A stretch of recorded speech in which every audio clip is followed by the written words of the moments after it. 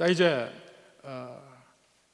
사무엘하 11장이 전체 사무엘 상하의 또 하나의 터닝 포인트, 특별히 사무엘하에서 터닝 포인트입니다. 사실 사무엘하는 모든 것이 역사적 순서대로 기록되지 않았어요. 이 뒤에 일어난 일이 앞에도 기록되고 앞에 일어났던 일이 뒤에도 기록되고 이런 일이 있는데, 근데 사무엘하는 기록의 목적이 분명합니다. 사무엘하 10장까지는 다윗이 승승장구해요.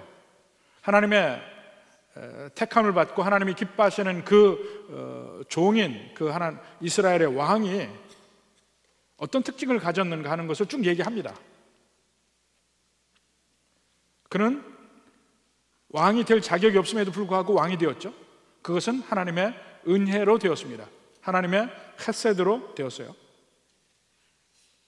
그리고 그도 하나님 택한 종으로서 다른 사람들에게 헤세드를 베풉니다. 무비보셋에게도 베풀고 그 암몬의 왕에게도 베풀고 이런 면들이 나오는데, 결정적으로 터닝 포인트는 계속 암몬과의 그 싸움 안에서 다윗이 싸움터에 나가지 않고 홀로 궁에 있다가 이제 우리아의 아내인 밧세바와 간음을 하게 되고 그 죄를 은폐하기 위해서 우리아를 죽이게 되고 죽은 다음에 밧세바를 아내로 맡고 이 모든 과정이 있을 때 나단 선지자가 하나님의 말씀을 가지고 다윗에게 가서 그를 꾸짖습니다. 그것이 이제 지난번 12절까지 내용이고, 그렇지만 그 다윗에게 판결을 내리죠. 칼이 내 집에서 영원히 떠나지 아니하리라. 다윗이 우리아의 아내를 빼앗았으므로 여호와는 내 눈앞에서 내 아내를 빼앗아 내 의식을 주리라. 이런 판결이 나오는데, 그 판결이 그 사울에게 내렸던 판결과는 좀 다르다고 그랬습니다. 사울에게는 이렇게 행하라, 그 행함이 전제가 되어 있고 순종을 하라 했는데, 그 순종하지 않을 때 그 사울의 왕국은 하나님께서 빼앗습니다. 근데 다윗은 하나님의 약속이 있어요. 그러니까 사울에게와 다른 점이 다윗에게는 약속이 있습니다. 내가 잘못을 하면 사람 막대기와 인생 채찍으로 징계를 할 것이다. 그러나 너와 내 아들에게, 내 후손에게서 그 나라를 빼앗지는 않겠다는 약속이 있습니다. 그것이 달라요. 아니, 하나님 불공평하시죠. 누구에게는 하나님을 없인 여기는 일을 할 때 왕국을 빼앗고 누구에게는 그냥 매만 대고 안 빼앗는다더니 그게 얼마나 불공평합니까? 그렇죠? 근데 여러분 알아두십시오. 하나님이 불공평하기 때문에 여러분이 이 자리에 있는 거예요. 예수님 믿지 않는 사람하고 여러분하고 차이가 뭡니까? 그들보다 도덕적으로 나으냐? 그렇지 않다는 거예요. 오직 우리는 하나님의 은혜를 입은 사람들, 하나님이 왜 저 사람보다 나를 사랑하는지 모르지만 하여튼 나를 사랑하는 거, 하나님은 불공평하십니다. 할렐루야. 하나님 불공평하셔요. 그러니까 누구는 예수 안 믿고 누구는 예수 믿고, 누구는 부르심에 응하고 누구는 부르심에 거역하고, 하나님은 결국은 사람이 택한 사울은 버리시고 하나님 택한 다윗은 잘못을 해도 버리지 않습니다. 이게 차이예요. 단지, 그리고 여기서 특히 하나님의 은혜는 뭐냐면 하나님이 진노하셨다는 것, 하나님이 화가 났다는 것을 나단 선지자를 통해서 다윗에게 알려주잖아요. 그것 자체가 은혜입니다. 그것을 알려주지 않았다면 다윗은 오늘 13절에 있는 내용처럼 회개하지 않았을지도 몰라요. 근데 하나님의 진노를 알고 다윗은 회개합니다. 다윗이 나단에게 이르되 내가 여호와께 범죄하였노라. 죄를 범하였노라 얘기합니다. 사실은 다윗의 이 행위는 11장에 있는 다윗의 행위는 사형에 해당하는 죄가 맞아요. 레위기 20장 10절 봅시다. 누구든지 남의 아내와 간음하는 자 곧 그의 이웃의 아내와 간음하는 자는 그 간부와 음부를 반드시 죽일지니라. 죽어야 돼요. 사형이야. 그런데 다윗이 받은 은혜가 뭐냐면요, 13절에 나단이 다윗에게 말하되 여호와께서도 당신의 죄를 사하셨나니 당신이 죽지 아니하려니와 나옵니다. 다윗이 내가 범죄하였습니다. 그러니까 바로 나단이 하나님이 당신을 용서하셨소. 이게 너무 쉽지 않습니까? 언제든지 죄만 지으면 금방 내가 잘못했습니다 하면 그냥 무조건 용서해 주는 그거, 어떻게 이렇게 죄를 쉽게 넘어갈 수 있느냐, 이렇게 반박할 수 있습니다. 근데 다윗의 경우를 생각해 보십시오.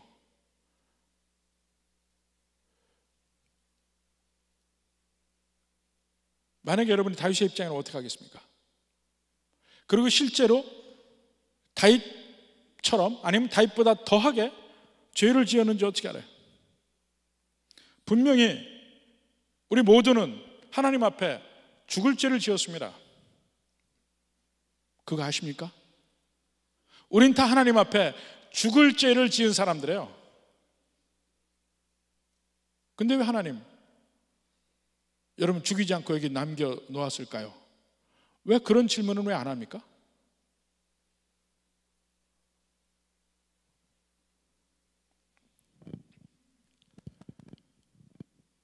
하나님이 바로 죄를 용서했다고 해요. 자, 하나하나 좀 따져봅시다.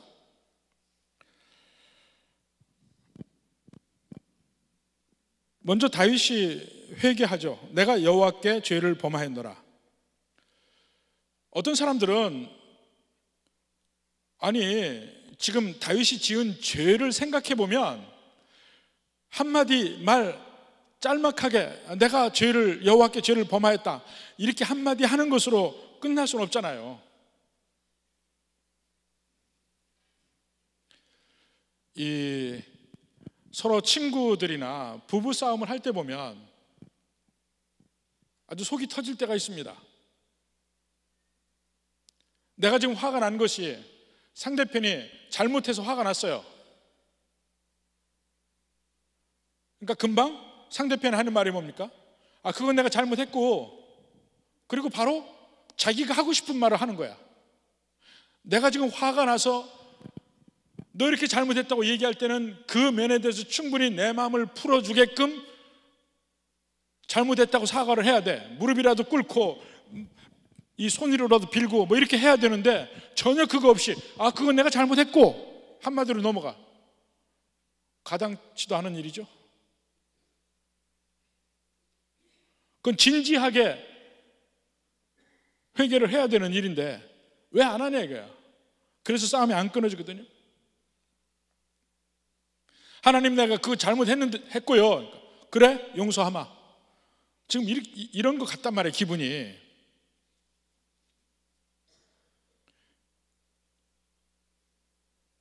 회개가 진정성이 있으려면 어떻게 해야 됩니까? 다윗이 울고불고 하나님 잘못했습니다. 그리고 기도원 들어가서 금식기도 하고 뒹굴고 괴로워하고 뭐 이런 게 있어야 될 거 아니에요. 없어.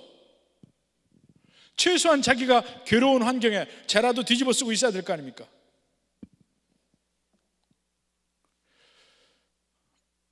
근데 다시 물을 수 있는 것은 회개의 강도, 회개가 약한지 강한지 여기에 따라서 하나님이 용서하고 안 하냐 이거예요. 우리가 더 강하게 회개하면 하나님이 용서하시고 약하게 회개하면 용서 안 하시냐 이 문제입니다. 물론 여기서 다윗의 회개가 간결하긴 해요. 간결해. 그렇지만 그 간결한 회개가 오히려 그 본질은 정확하게 이야기하고 있어요. 더 이상의 변명이 없습니다. 또 다른 간결한 회개를 우리 한번 볼까요? 누가복음 18장 13절. 바리새인과 세리가 회당에 와서 기도할 때의 광경입니다. 바리새인은 앞에서 하나님 앞에 자기가 한 일을 낱낱이 고해요. 나는 근처와 박하와 모량의 모든 11조나 있는 대로 다 드렸고 일주일에 2번씩 금식을 하고요. 하나님 앞에 자기가 내놓을 것들이 대단히 많아, 길어져.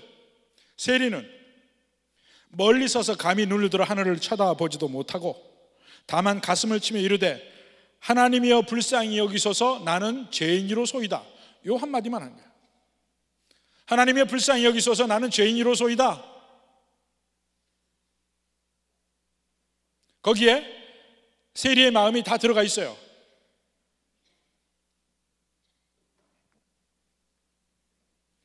여기에 비해서 사울이 사무엘에게 이야기할 때는 어떻습니까?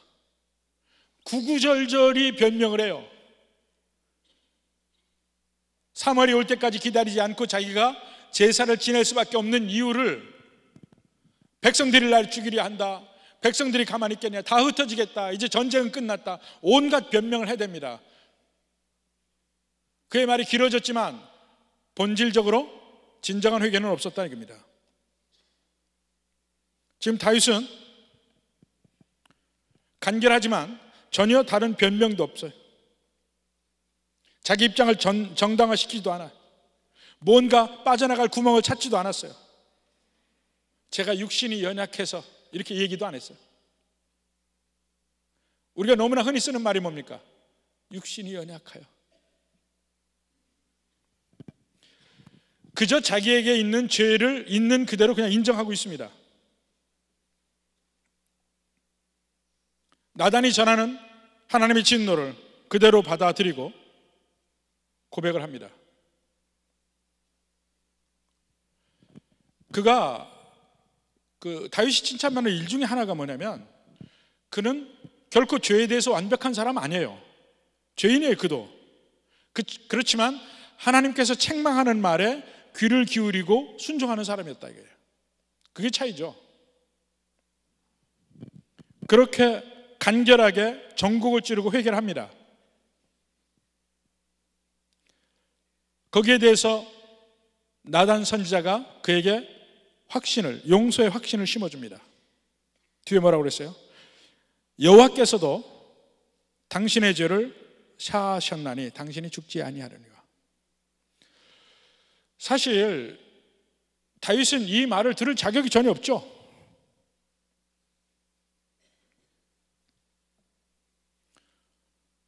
율법에 용서한다는 말 자체가 없다니까요. 용서는 뭡니까? 용서라는 말은 사실은 전혀 상대편이 뭔가를 갚지 않는 그저 무료예요. 무료. 완전히 공짜예요.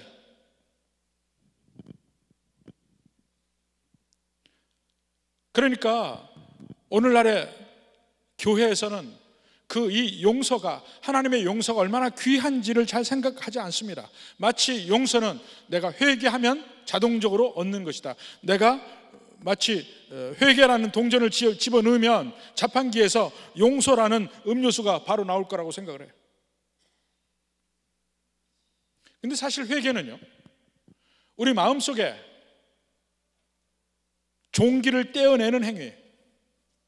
마음이 다시 건강해지고 정결케 되는 일입니다. 그래서 그 회개 이후에는 진정한 기쁨이 있습니다.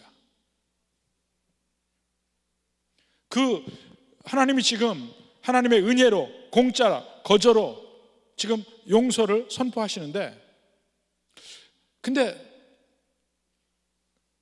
그 대신 다윗이 죽어야 될 그 자리에 대신 죽는 것 같은 면이 보이긴 합니다. 14절에 보니까 아이가 죽죠. 이 일로 말미암아 여호와의 원수가 크게 비방할 거리를 얻게 하였으니 당신이 낳은 아이가 반드시 죽으리이다. 여호와께서는 죄는 용서하시되 죄의 결과는 남게 하십니다. 죄의 결과는 남아요. 죄의 용서를 받았다고 해서 죄가 뿌린 그 잔해 결과, 이것이 되돌려지진 않아요. 전에 제가 미국에서 목회할 때 제가 아는 분, 제가 전도한 분이 예수 믿기 전에 여자들이 많았어요. 그 중에 하나가 백인 여자였어요.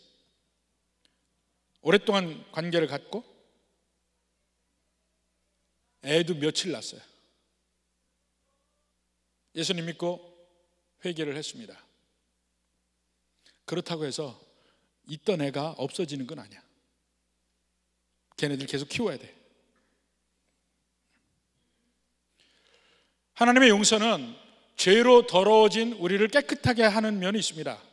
그렇지만 그 이후에 디시플린은, 권계는 계속됩니다.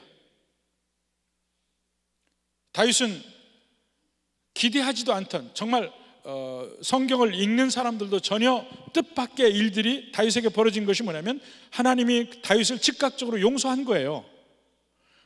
또 다른 면이 뭐냐면 동시에 그는 대단히 큰 대가를 치릅니다. 아이가 죽죠. 마치 다윗 대신 죽은 것처럼 보여요. 다윗이 죽을 뻔했죠. 자기가 그 나단 선지자가 얘기하던 그 부자에게 그 죽음의 판결을 내렸잖아요. 사실은 그게 당신이라고 얘기했잖아요. 그럼에도 불구하고 하나님은 나단 선지자를 통해서 다윗에게 죽지 않는다는 용서의 확신을 줍니다. 이것이 기적적인 은혜, 기적적인 은혜가 있어요. 그 용서함을 받은 다윗이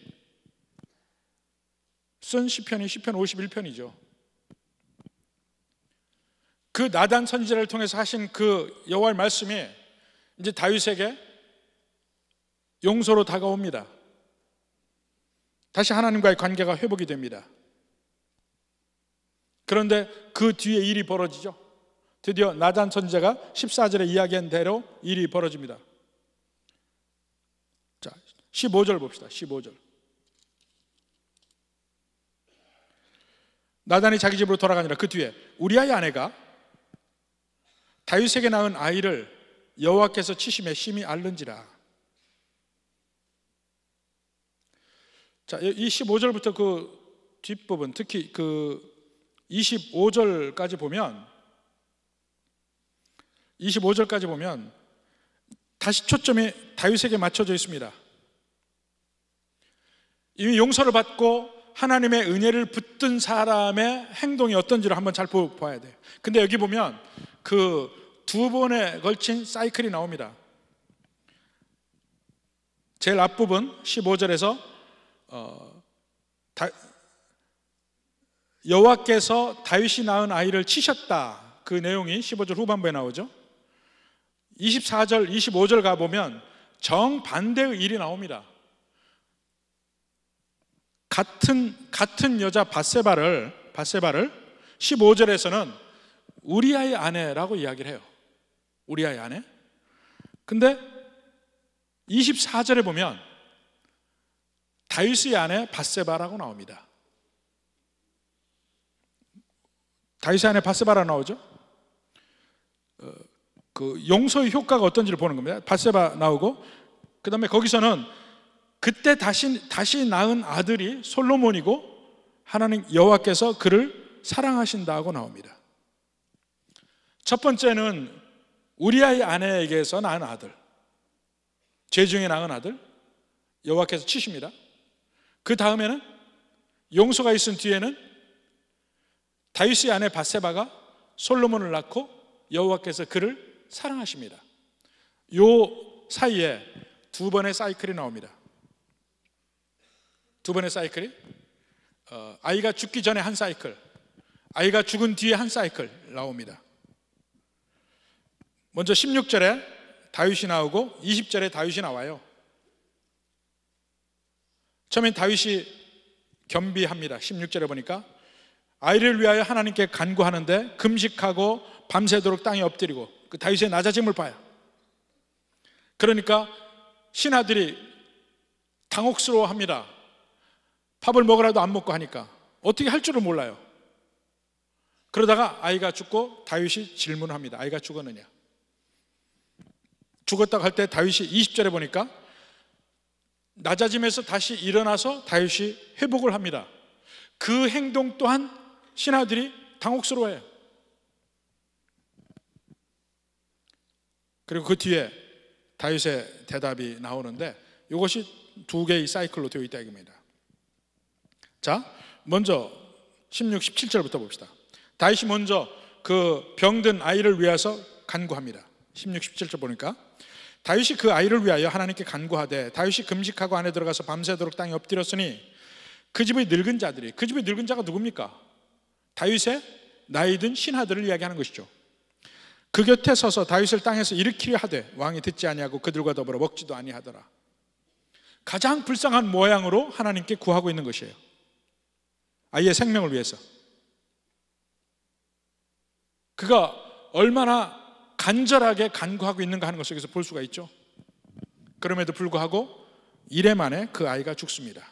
18절에 보니까 이래 만에 그 아이가 죽으니라. 그러나 다윗의 신하들이 아이가 죽은 것을 왕에게 아뢰기를 두려워하니 이는 그들이 말하기를 아이가 살았을 때 우리가 그에게 말하도 왕이 그 말을 듣지 아니하셨나니 어떻게 그 아이가 죽은 것을 그에게 아뢰을 수 있으랴. 왕이 상심하시리로다. 아이를 살리려고 그토록 애타게 다윗이 간구하는 걸 보니 만약에 아이가 죽은 걸 알면 다윗이 혹시 자살이라도 할까봐. 그런데 그것이 다윗에게 간파가 되죠. 19절에 다윗이 그의 신하들이 서로 수군거리는 것을 보고 그 아이가 죽은 줄을 다윗이 깨닫고 그의 신하들에게 묻되 아이가 죽었느냐 하니 대답하되 죽었나이다 했다. 자, 이제 아무리 구해도 하나님이 다윗에게 응답하지 않으셨고 아니면 노라는 응답을 하셨고 아이가 죽었습니다. 그걸 확인하고 나서 다윗이 어떻게 합니까? 20절에 땅에서 일어나 몸을 씻고 기름을 바르고 의복을 갈아입고 완전히 새롭게 다시 재정비를 합니다. 그리고는 여호와의 전에 들어가서 경배했다. 여러분이 이 세상에서 정말 이것은 하나님 꼭 이건 제게 주셔야 되겠습니다 하고 원하는 것들 있잖아요. 그것들을 마침내 얻지 못하게 되었을 때, 얻지 못하는 것이 확정되었을 때 여러분 어떻게 합니까? 뭐 요즘에 수능 봤으니까 수능 시험 본 학생들 하나님 나 이 대학에 꼭 들어가야 됩니다. 간절히 구해.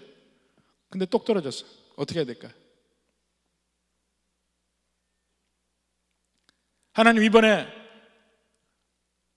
이번 시험에는 이번 임용하는 데에는 이번에 내 취직하려고 하는 그 직장에서는 내가 꼭 돼야 되겠습니다. 근데 붙는 사람보다 떨어지는 사람이 훨씬 많아요. 언제나 아파트 한 채 가지고 돈 버는 사람은 한 사람, 그것 때문에 아이고 그걸 내가 괜히 팔았다, 그걸 왜 안 샀을까, 그렇게 껄껄껄 하는 사람은 10사람 100사람 돼.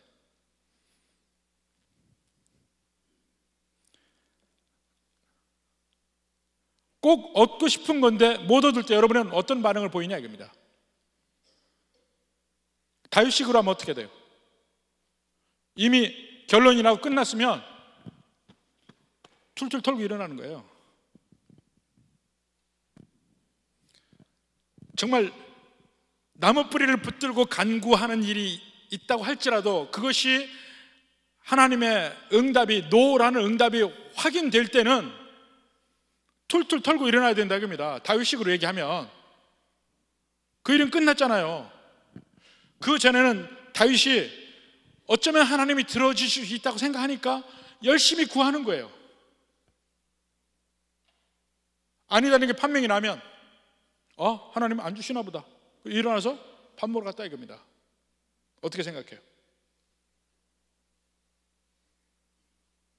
많은 사람들은 거꾸로 갑니다.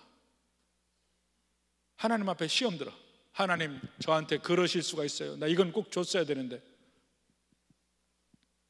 제가 그런 분 한 번 만났었어요. 제가 처음 신앙생활 하는데 하여튼 한국에서 오는 유학생들은 전부 다 전도를 했습니다. 근데 그 중에 한 사람, 정말 귀한 사람이 왔어요. 한국에서 잘 믿던 사람이 왔어요. 이미 그 정부기관에서 근무하는 사람인데 1년인가 2년 정도 연수로 왔어요. 학위를 따고 갈 거야, 이 사람은. 근데 정부 파견이기 때문에 돈도 많고 괜찮아. 근데 믿음도 좋은 사람. 한국에서는 교회에서 열심히 일을 했다고 그래요. 그래서 기쁘게 맞아서 우리 교회 같이 다니게 하고 같이 밥 먹고 이제 집으로도 초대하고 이렇게 했는데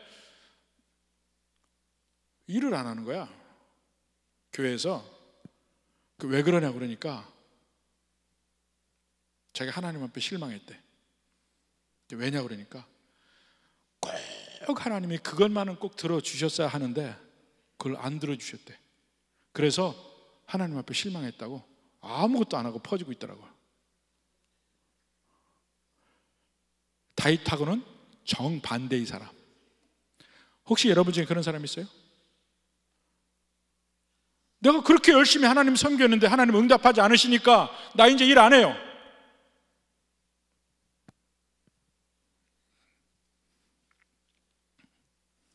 제가 왜 그렇게 얘기하는 줄 아십니까? 찔리라고. 찔리라고. 다윗은 열심히 간구하고 기도했습니다. 근데 하나님이 들어주지 않았어요. 근데 간구할 때는 정말 금식하고 땅에 엎드려 기도하고 누가 뭐라 그래도 안 듣고 하나님 앞에 간구하고 기도했어요. 왜 그랬을까요? 혹시 내가 이렇게 간절하게 하나님 앞에 매달리고 기도하면 어쩌면 하나님이 들어줄 수도 있을 거다 생각하는 거야. 되게 우리가 그거 믿는 거 아닙니까?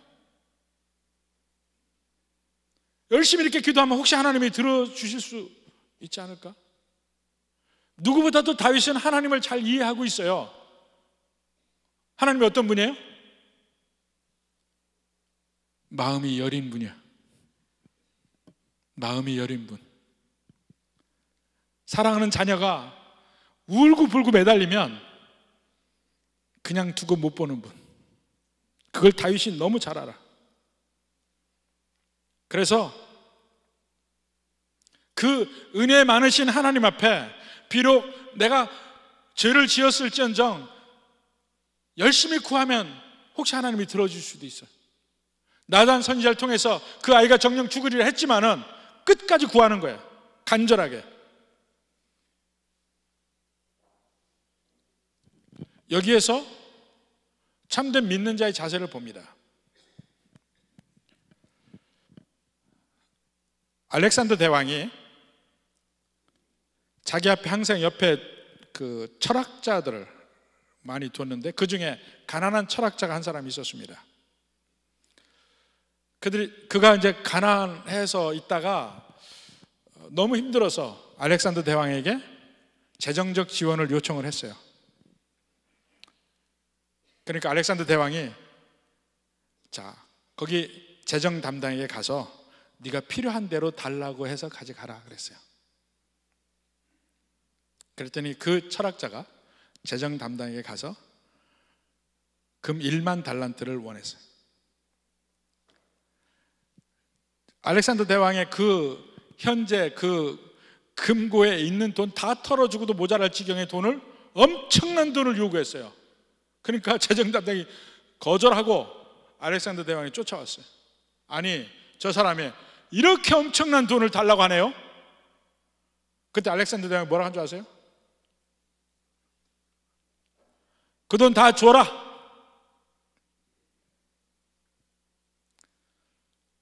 그가 나를 얼마나 높이 생각하면, 얼마나 위대하게 생각하면 나한테 당연히 그 엄청난 돈이 있을 줄 알고 청했겠냐. 다 주라.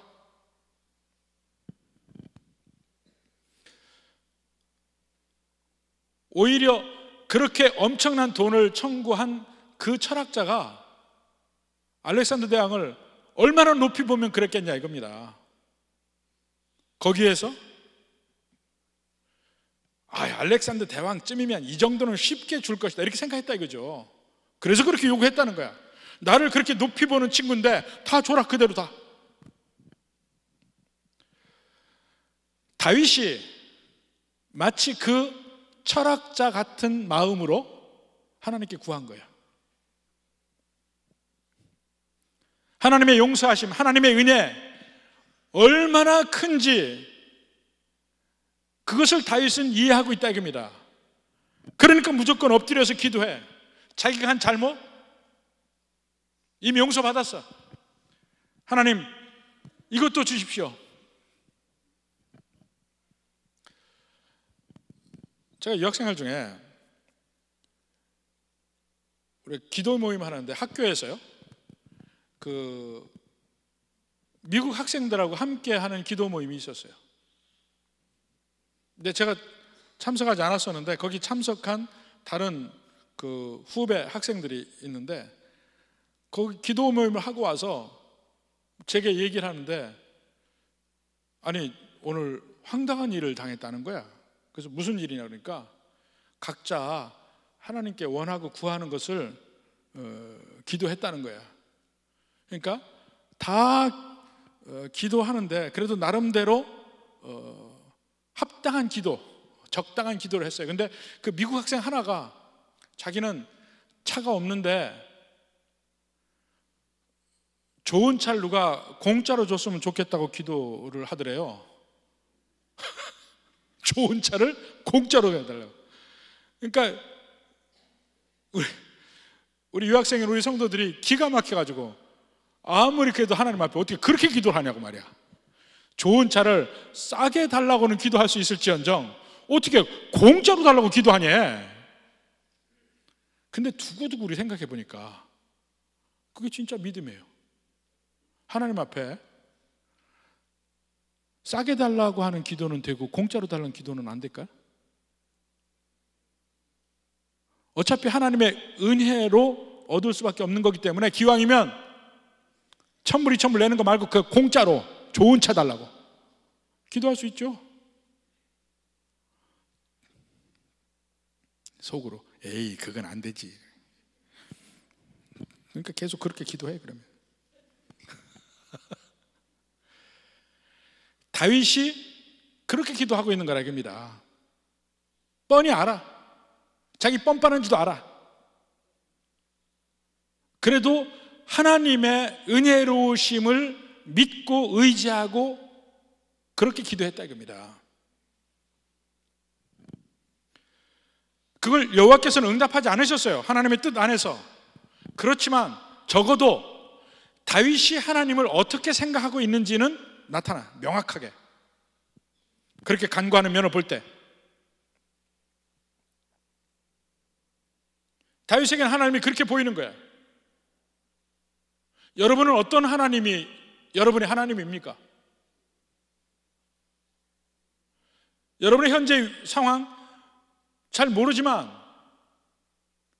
적어도 다윗처럼 기도할 수 있지는 돼야 될 거 아닙니까? 아무리 못된 죄, 더러운 죄를 지었다 할지라도 내가 하나님 앞에 나오면 하나님이 나를 용서해 주실 것이다. 이게 하나님에 대한 바른 생각이라 이겁니다. 이게 하나님을 바로 보고 있는 것이라 이겁니다. 내가 아무리 죄를 지었지만 갚으려고 아무리 해도 갚을 수 없는 것이지만 오직 하나님의 긍휼하심과 하나님의 은혜에만 의지해서 주님 앞에 나와서 주님께 구하는 거예요. 거기에 우리의 소망이 있는 것입니다. 계속해서 죄를 지으면서도 에이 하나님 나 용서하셔 그런 변명거리를 주려고 하는 것이 아니고 죄를 짓고 절망하며 낭망하며 쓰러져 있는 사람들에게 소망을 주는 거예요. 하나님 용서하실 수 있어요. 그게 가장 대표적으로 보여지는 예수님의 비유가 뭡니까? 탕자의 비유예요. 탕자는 어떻습니까? 자기는 아버지께 용서받을 수 있다고 전혀 생각하지 않아. 단지 거기 가면 굶어 죽지 않는다는 것만 알아요. 하인처럼만 대접해주면 나는 거기 가면 안 굶겠구나. 적어도 그런 면만큼 자기 아버지를 아는 거야. 그런데 그도 아버지에 대해서 잘못 생각했지. 아버지가 맨발로 뛰어나와서 그를 맞이해 줄 줄은 몰랐죠. 근데 다윗은 알았어요. 다윗은 그러한 하나님이라는 걸 알았다고요. 그러니까 구할 수 없는 데서 구하는 거예요. 이미 그 아이가 죽으리라 했는데도 불구하고 계속해서 주님께 구하는 것은 어쩌면 나를 불쌍히 여겨서 구해 주실 수도 있으니까.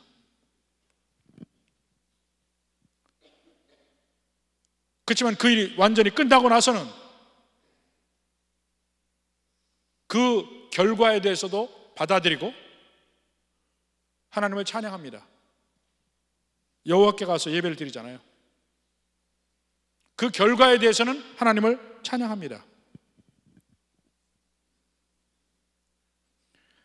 아하. 그리고는 다시 26절부터 31절까지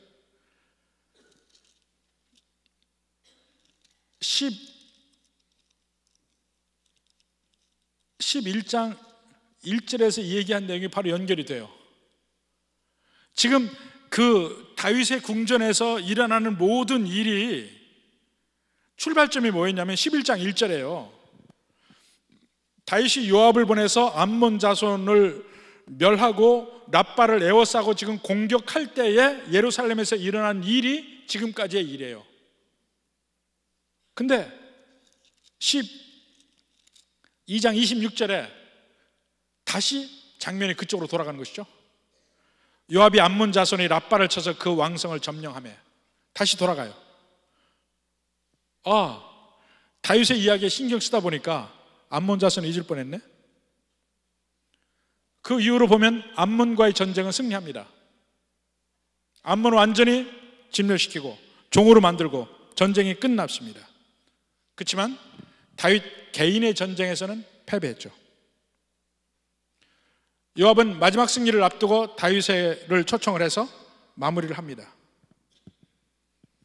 외부적인 전쟁, 그들이 와중에 있었던 그 암몬과의 전쟁은 승리를 했지만 그 중간에 다윗의 왕궁에서 일어난 일들을 읽고 나서 보면 승리의 기쁨이 없어요.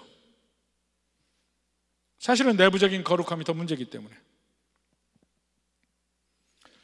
이런 모든 과정에서 사무엘 상하 전체에서는 이스라엘의 리더들을 연이어서 소개하고 있습니다. 엘리와 그 아들들 홈니와 비느하스, 사무엘, 사울 다 결점들이 있습니다. 사무엘조차도 부족했어요. 그리고는 다윗이 나왔습니다. 다윗은 거의 완벽하게 모든 면에서 하나님이 택하신 왕이라는 걸 다 보여주고 있어요. 그럴지라도 그도 어쩔 수 없는 죄인이라는 걸 보여주고, 그 하나님의 나라는 누구누구의 능력이 아니고 오직 하나님의 은혜로 인도함을 받는 나라일 뿐이라는 거예요. 그걸 계속해서 보여줘요. 오직 하나님의 은혜로. 이거 빼면은 이스라엘 나라도 설명할 수 없고 오늘날의 교회도 설명할 수 없는 겁니다. 제가 여기 쓴 것도 오직 하나님의 은혜이고, 여러분이 여기 앉아있는 것도 오직 하나님의 은혜이고, 하나님이 세우지 않으면 교회가 존재할 수도 없는 것이에요. 하나님의 나라는 참된 왕을 또 기다립니다. 메시아가 오실 때까지. 다윗도 아니야. 이 면을 사무엘 하에서도 계속해서 우리에게 보여주고 있습니다. 마침내 우리에게 진정한 왕이신 예수님이 오신 것을 찬양합니다. 그리고 하나님이 어느 누구도 아닌 우리를, 나를 부르신 것을 감사드립니다. 합니다. 이것은 오직 은혜, 오직 은혜. 우리는 매일매일 그 하나님의 은혜에 의지해서 살아가고 은혜를 붙들려고 노력하고 그 은혜에 힘입어서 주님께도 간구하고 우리의 길을 갑니다. 바로 이러한 면이 더 깊이 느낄 수 있는 여러분의 인생이 되기를 주님의 이름으로